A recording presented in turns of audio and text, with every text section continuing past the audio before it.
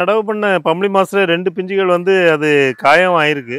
இருந்தாலும் 2 பிஞ்சுங்கிறது அதிகம். நம்ம ஒரு பிஞ்சை இதை கட் பண்ணிடலாம். பழங்கள் ரொம்ப நல்லாயிருக்கும். டென்னிஸ் பால் செரிங்கிற செரி வெரைட்டியில் நிறைய கஸ்டமர் கேட்பாங்க. செரி வெரைட்டி ஏதாவது நல்லா சாப்பிட்ற மாதிரி நல்லா நம்ம ஊரில் காய்க்கிற மாதிரி இருந்தால் கொடுங்க அப்படிம்பாங்க. அந்த மாதிரி விரும்புகிறவங்க இந்த டென்னிஸ் பால் செடியை வளர்க்கலாம். இது மாடியிலையும் வளர்க்கலாம், தரையிலையும் வளர்க்கலாம். எல்லா செடிகளுமே நான் பயன்படுத்த சொல்லுவேன். இந்த கடல் பாசி உரமும் ஒரு ஆர்கானிக் தான். இது வந்து ஒரு கை போட்டிருக்காப்புல. இந்த செடிக்கு பார்த்தீங்கன்னா ஒரு 100-150 கிராம் போட்டுக்கலாம். அதே மாதிரி வந்து வேப்ப புண்ணாக்கு 1 கிலோ வரைக்கும் போடலாம். நல்ல ஒரு தரமான வேப்ப புண்ணாக்கை பயன்படுத்துறது நல்லது. அப்போ தான் அந்த மண்புழு உரத்தை பொறுத்த வரைக்கும் ஒரு 5 கிலோ 6 கிலோ வரைக்கும் போடலாம். அது ஒன்றும் செடிகளை பாதிக்க போகிறதில்ல. நம்ம எவ்வளோ அப்ளை பண்ணுறோமோ அதுக்குன்னு வளரத்தான் செய்யும். அதே மாதிரி பார்த்தீங்கன்னா அந்த மண்ணை வச்சு மூடணும். அப்படி இல்லாமல் ஓப்பனாக விட்டிங்கன்னா அந்த போட்டிருக்க உரம்லாம் எவாப்ரேட் ஆகிற காற்றுல ஆவியாகி போகிறதுக்கு வாய்ப்பு உண்டு. அதனால் வந்து நம்ம இந்த மாதிரி மண்ணை மூடிக்கணும்.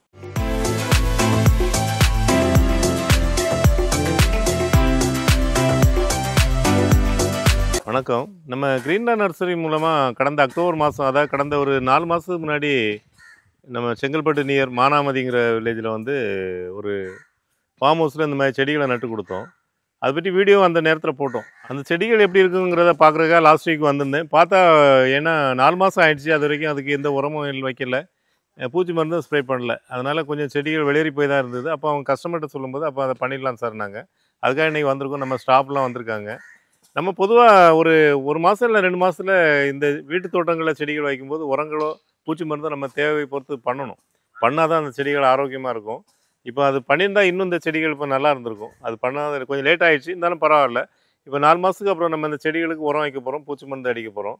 இந்த செடிகள் எப்படி இருந்துங்கிறத நம்ம இந்த வீடியோவிலும் காமிக்கிறோம். நீங்கள் இதுக்கு முன்னாடி போட்ட வீடியோவில் உள்ள லிங்க் கூட உங்களுக்கு இந்த வீடியோவில் கொடுக்குறேன். அதை பாருங்கள். அப்போது உங்களுக்கு இதனுடைய வித்தியாசம் என்னென்னு தெரியும். இது வந்து இப்போது எதுக்காக அதை திருப்பி நம்ம ஃபாலோ பண்ணுறோன்னா, எல்லாருக்குமே நம்ம நேரடியாக வந்து பண்ண முடியாத ஒரு சூழ்நிலை இருக்கும்.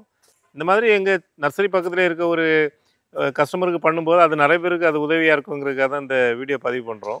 நீங்களும் பாருங்கள். நீங்கள் ஏற்கனவே எங்கள் நர்சரியில் செடிகள் வாங்கி வச்சுருந்தாலும் வேறு நர்சரியில் வாங்கி வச்சுருந்தா கூட இந்த நடைமுறையை செயல்படுத்துங்க. அப்போ தான், அதாவது நம்ம வச்சு வெறுமனே விட்டோன்னா அந்த செடிகள்லேருந்து பலன் எதிர்பார்க்க முடியாது. நம்ம அதை ஃபாலோ பண்ணால் தான் கண்டிப்பாக கிடைக்கும். இப்போ வச்ச மரங்கள் பார்த்திங்கன்னா தென்னை மரம் எல்லாமே கொஞ்சம் 4 மாதத்துக்கு முன்னாடி இதை விட டல்லாக தான் இருந்தது. கொஞ்சம் பரவாயில்ல. இருந்தாலும் இப்போ இதுக்கு உரம் வைக்க போகிறோம். உரம் வைக்கிறதுக்காக ஒரு 2 அடி தள்ளி ஒரு வட்டை பாத்தி எடுத்துருக்குறோம். அதே மாதிரி தென்னை மரம் 2 தென்னை மரம் வச்சோம். அதுமாரி நடவு பண்ண பம்பளி மாதத்தில் 2 பிஞ்சுகள் வந்து அது காயம் ஆயிருக்கு. இருந்தாலும் 2 பிஞ்சுங்கிறது அதிகம். நம்ம ஒரு பிஞ்சை இதை கட் பண்ணிடலாம். ஏன்னா இப்போ கஸ்டமர் வந்து ஒரு பிஞ்சை அலோவ் இருக்கட்டும், நம்ம சாப்பிட்டு பார்க்கலாம் அப்படின்னாங்க. இது வந்து நல்ல சைஸும் வர மாதிரி தான் இருக்குது. நல்ல பெருசாக தான் இருக்குது. 2 செடியும் எல்லாமே இதில் நட்டது எல்லாமே பெரிய செடிகள் தான். ஒரு 2 அடி 1 அடி செடிகள் நடலை. நீங்கள் பழைய செடியை பார்த்தா தெரியும். இது நடும்போதே ஓரளவு உயரமாக தான் இருந்தது. நல்ல ஏஜான செடியாக தான் இருந்தது. அதேமாரி பப்பாளி நடும்போது ஒரு அரை அடி தான் இருந்தது. இப்போ ஒரு 2-2.5 அடி வளர்ந்துருச்சு. இதன் ஒரு 2 மாதம் 3 மாதத்துலேயே இது காய்க்க ஆரம்பிக்கும். நம்ம இப்போ இந்த உரம் கொடுக்குறோம் இல்லையா, பாருங்கள் அதை பள்ளம் எப்படி தோண்டிருக்கோன்னு சொல்லி. அதாவது செடியை பக்கத்துலேயே இந்த உரங்களை போடாமல் செடியிலேருந்து ஒரு அடி தள்ளி நோண்டியிருக்கோம். அதே தென்னை மரத்துக்கு 2 அடி தள்ளி நோண்டியிருக்கோம். நீங்கள் இதில் ஒரு இதை புரிஞ்சுக்கணும். என்னென்னா, ஒரு சின்ன செடியாக இருக்கும்போது அது கொஞ்சம் கிட்ட கொடுக்கலாம். இன்னும் கொஞ்சம் பெரிய செடியாக இருக்கும்போது கொஞ்சம் எட்டா உரத்தை கொடுத்தோம்னா நம்ம அந்த வேர் வந்து இது வரைக்கும் இருக்கும். இந்த பகுதி வரைக்கும் வேர் இருக்கும். அதனால தான் நம்ம ஒரு 2 அடி தள்ளி இதுக்கு பழம் எடுத்திருக்கோம். அப்படி கொடுக்கும்போது தான் அந்த உரத்தை முழுமையாக அந்த செடிகள் எடுக்க முடியும். அதேமாதிரி தான் எல்லா செடிகளுக்குமே நம்ம பார்த்து எடுத்துருக்குறோம்.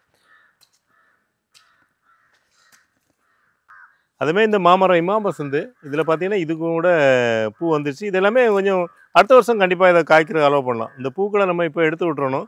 இது 2 வருஷம் ஆன செடி. 3 வருஷம் ஆயிடுச்சுன்னு நம்ம வந்து பூக்களை அலோவ் பண்ணலாம்.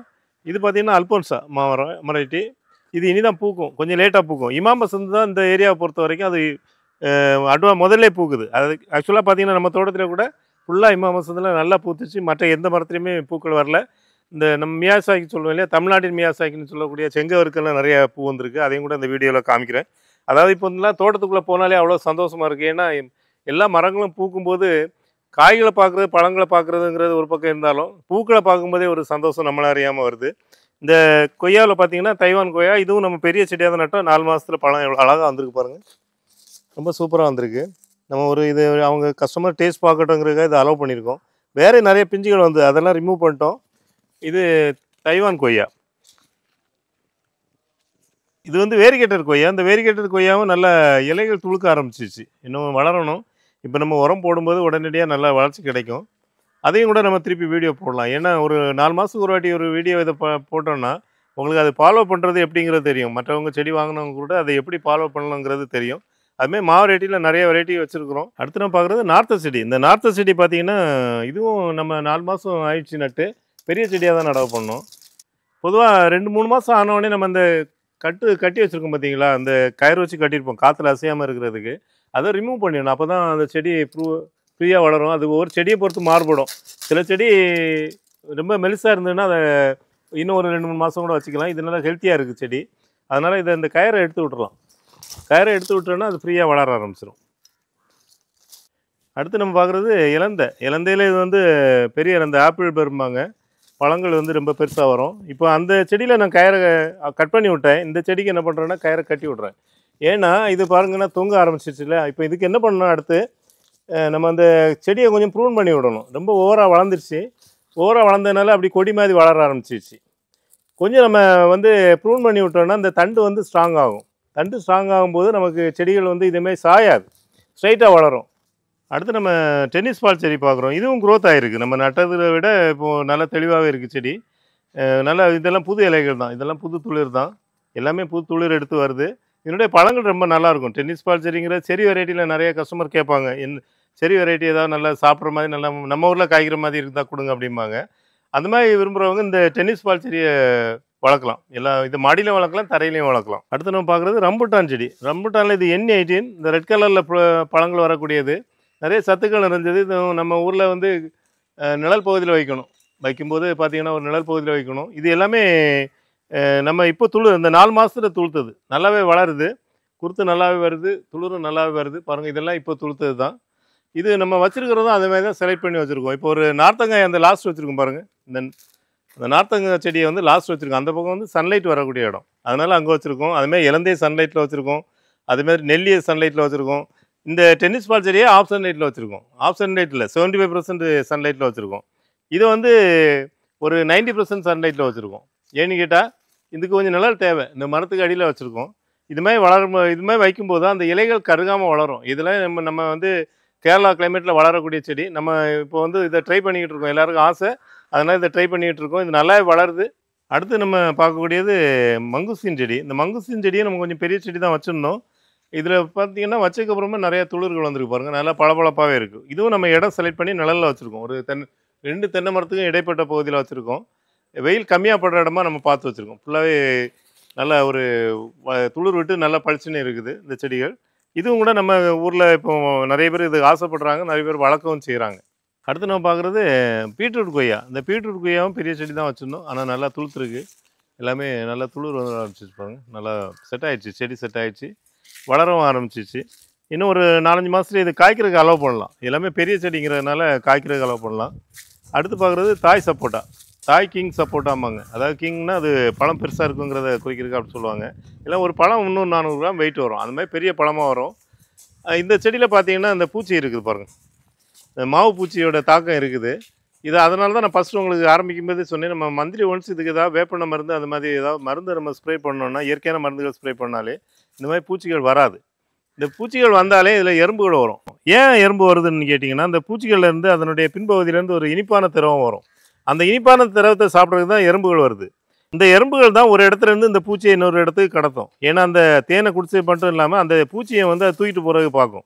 தூக்கிட்டு போகும்போது தான் அது அதனுடைய இடத்துக்கு எடுத்துகிட்டு போகிறதுக்கு ட்ரை பண்ணும். அப்படி பண்ணும்போது தான் அந்த பூச்சியை இன்னொரு செடிக்கோ இல்லை இன்னொரு பிரான்ச்சஸுக்கோ அது மூவ் பண்ணும். பாருங்கள், இதில் நிறையாவே இருக்குது.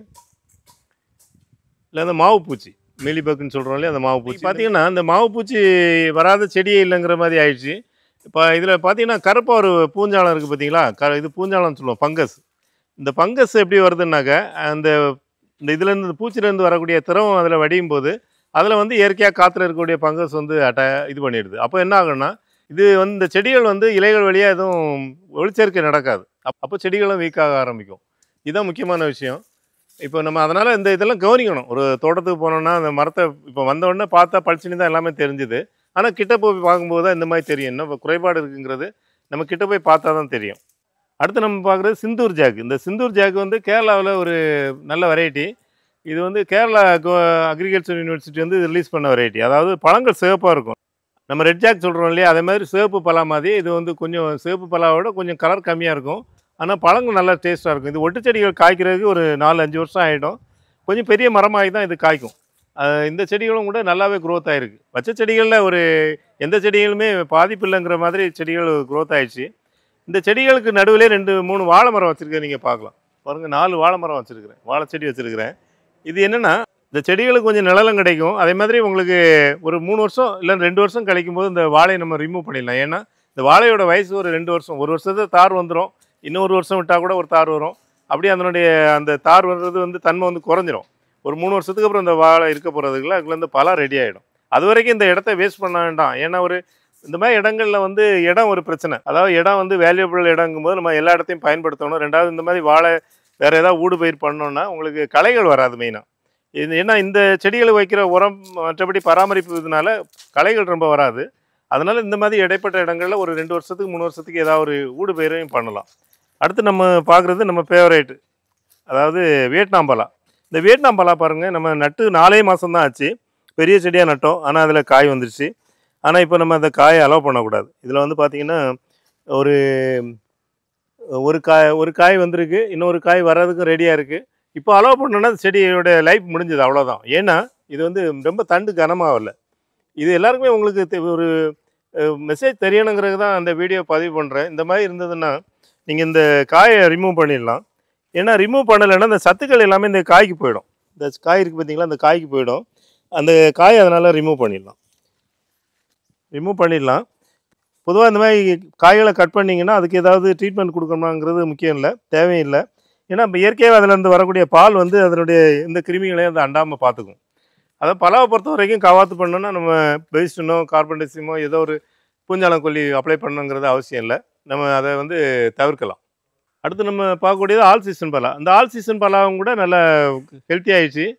இன்னும் இது காய்க்கிறதுக்கு 1 or 2 இயர்ஸ் ஆகும். ஏன்னா இது காய்க்கிறது மினிமம் 3 இயர்ஸில் தான் காய்க்கும். நம்ம ஒரு 2 வருஷத்துக்கு செடி வச்சோம், 1 or 2 இயர்ஸில் இது கண்டிப்பாக காய்க்கும். நல்ல ஹெல்த்தியாகவே இருக்குது. இந்த செடிகளில் இப்போ நம்ம நிறைய பிரான்ச்சஸ் வந்துருக்கு, சைட் பிரான்ச்சஸ். இதெல்லாம் கொஞ்சம் கவாத்து பண்ணி விடணும். எப்படி எதெல்லாம் கவாத்து பண்ணலான்னா, இப்போ இந்த சைடு இருக்கு இல்லையா, சின்ன சின்ன கிளைகளாக இருக்கிறத நம்ம கட் பண்ணி விட்டோம்னா கொஞ்சம் காற்றோட்டம் கிடைக்கும். காற்றோட்டம் கிடைக்கும்போது மரம் வந்து ஹெல்த்தி ஆகும், தண்டு வந்து பருமன் ஆகும். நமக்கு வந்து ரொம்ப மெலிசாக வளர்ந்துட்டு இருந்ததுன்னா ஒரு காற்றடிக்கும் போது அந்த மாதிரி சூழ்நிலையில் வந்து அது மரம் ஒடிஞ்சு விடுறதுக்கு வாய்ப்பு உண்டு. இந்த ஒட்டு செடிகள்ங்கிறதுனால பொதுவாக நம்ம ஒட்டு மாமரத்தில் பார்த்துருப்போம். நாட்டு மாமரம் காற்றடிச்சாலும் சாயாது, கிளைகள் ஒடியாது. ஆனால் அந்த பலாமரம் ஒட்டு செடிகள்ங்கிறதுனால அது வந்து காற்றுல ஒடிகிறதுக்கு வாய்ப்பு உண்டு. அதனால் நம்ம கொஞ்சம் கவாத்து பண்ணி விடணும். கவாத்து பண்ணி விட்டு அதை வந்து கொஞ்சம் வளர்ச்சியை தடை பண்ணணும். தடை பண்ணோன்னா தண்டு கனமாகும், அப்போ வந்து காற்றுல ஒடியாது. அடுத்து நம்ம பார்க்குறது பனானா சப்போட்டா. இந்த பனானா சப்போட்டா பார்த்திங்கன்னா இதுவும் பெரிய செடி தான் வச்சோம். பூவெல்லாம் வருது, ஆனால் பூக்களை நம்ம அலோவ் பண்ணக்கூடாது. காய்கள் வந்தாலும் நம்ம இன்னும் ஒரு 1 இயருக்கு கூட இதை காய்களை பறித்து விட்டுறது நல்லது. எல்லா செடியுமே ஹெல்த்தியாக இருக்குது. அதேமாதிரி இது பார்த்திங்கன்னா வெல்வெட் ஆப்பிள். இந்த வெல்வெட் ஆப்பிள் கூட பார்த்திங்கன்னா பழங்கள் வந்து ஒரு வெல்வெட் துணியை போத்துன மாதிரி இருக்கும். அதாவது ஒரு பாக்கு இருக்குல்ல, நம்ம அரிக்கானட்டு, அந்த பாக்கோடைய சைஸுக்கு இந்த பழங்கள் வரும். நல்லா சாப்பிட்றதுக்கு நல்ல சுவையாக இருக்கும். அடுத்து நம்ம பார்க்குறது பெரிய நெல்லி. இந்த பெரிய நெல்லி வந்து பார்த்திங்கன்னா 2 செடி வச்சுருக்கோம்.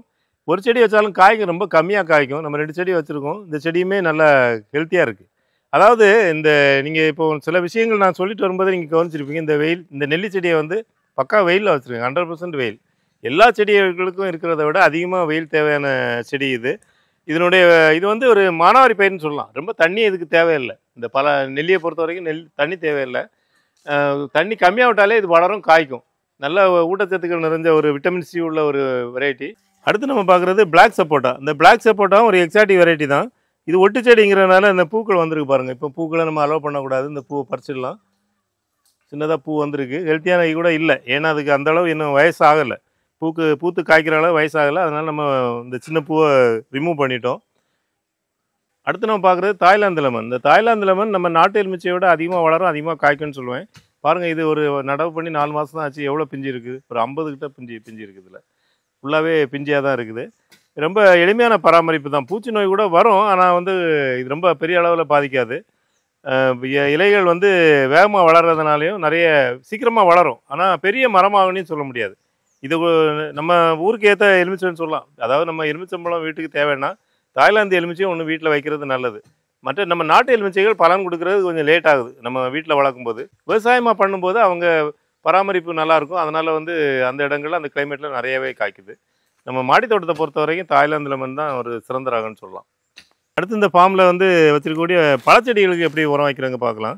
இது பம்பளி மாஸ் செடி. இந்த பம்பளி மாஸுக்கு வந்து ஒரு கடற்பாசி உரம் எல்லா செடிகளுமே நான் பயன்படுத்த சொல்லுவேன்.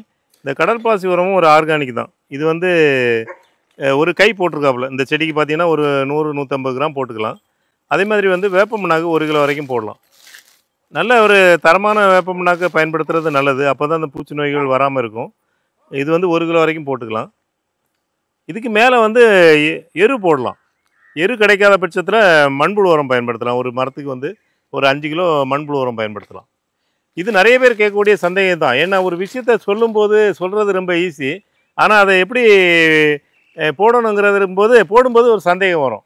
இப்படி 1 அடி தள்ளி எடுக்கலாமா, 2 அடி தள்ளி எடுக்கலாமா, அதை டப்பாவில் எடுத்து போடலாமா, கையில் எடுத்து போடலாமான்னு சந்தேகம் நிறைய வரும். அதனால தான் இதை ஒரு டெமோ மாதிரி பண்ணி காமிக்கிறேன் உங்களுக்கு. மண்புழு உரத்தை பொறுத்த வரைக்கும் ஒரு 5 கிலோ 6 கிலோ வரைக்கும் போடலாம். அது ஒன்றும் செடிகளை பாதிக்க போகிறதில்ல. நம்ம எவ்வளோ அப்ளை பண்ணுறோமோ அதுக்குன்னு வளரத்தான் செய்யும்.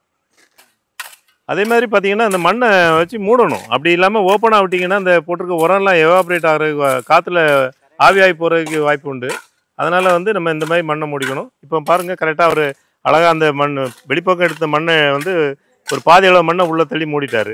நான் எந்த செடிக்குமே மண்ணை கூட்டி அணைக்கலை. இந்த செடியை சுற்றி மண் அணைக்கலை. பாருங்கள், பிளைனாக தான் இருக்குது. இந்த இடம் பிளைனாக தான் இருக்குது. இப்போது 2 அடி தள்ளி உரம் வச்சுருக்கோம். இந்த பக்கத்தில் வச்சுருக்கோம் இல்லையா. இப்போ இந்த செடி என்ன பண்ணணும்னா எங்கே சாப்பாடு கிடைக்குன்னு சொல்லி இந்த வேரை வளர வைக்கும். நம்ம பக்கத்திலே அப்படியே இந்த பக்கத்திலே வச்சோம்னாக்கா வேர் வளராது. வேர் வளர தான் உங்களுக்கு சத்துக்கள் அதிகமாக எடுக்கும். நம்ம எட்ட வைக்கும்போது இந்த வேரோடைய வளர்ச்சி அதிகமாகும். அப்போ செடி நல்லா ஹெல்த்தி ஆகும். இன்னும் ஒரு 6 மாதம் கழிச்சா இந்த செடியெல்லாம் ஒரு 2 மடங்கு 3 மடங்கு நல்லா செழிப்பாகவே வளர்ந்துடும். முதல்ல விட்ட தண்ணியை விட அதிகமாக தண்ணி விடணும். அதனால பாத்தியும் கூட நம்ம பெருசாகவே காட்டிட்டோம். உரம் வச்சதுக்கப்புறம் கண்டிப்பாக ஃபுல்லாக தேங்குற அளவுக்கு தண்ணி விடலாம்.